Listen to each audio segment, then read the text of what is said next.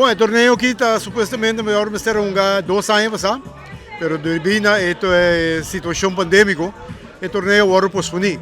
El torneo aquí está conta con el equipo de República Dominicana, de St. Martin, Corsou y Aruba aquí. Bom, el torneo actually está comenzando hoy. Mañana tem a abertura oficial, 2 horas da tarde, e esta vai finalizar já domingo, dia 29. A ideia está para nos expandir.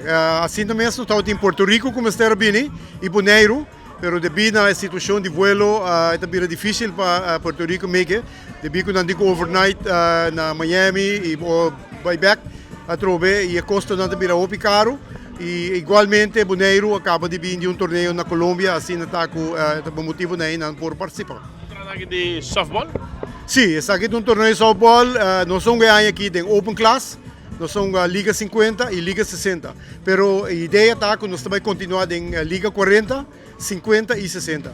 E outro ano é torneio que nós movemos de Aruba, sede também está na Punta Cana, Bávaro, Santo Domingo. Outro ano também Santo Domingo, e possivelmente tem uma possibilidade muito grande que também está na Santurce, na Porto Rico. Assim está com todo ano um sede. Bom, a mim sempre como está organizar torneio tão grande assim aqui, não tem outro time também já foi. Aruba tem bus também turístico.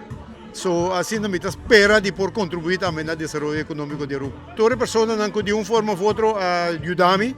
Seguramente na crew de Flatstone, muita na Young, que trabalha duro com o Ribeirão, para nos pôr o Ribeirão em shape. E quero agradecer a Jeffrey Breslep também, que é a pessoa que é encarregada de trabalhar duro e luz. E também o senhor Lionel Sambo, amigo de mim, de Corsou, e também o senhor Rafael Mota e Jordan Tavares, de República Dominicana.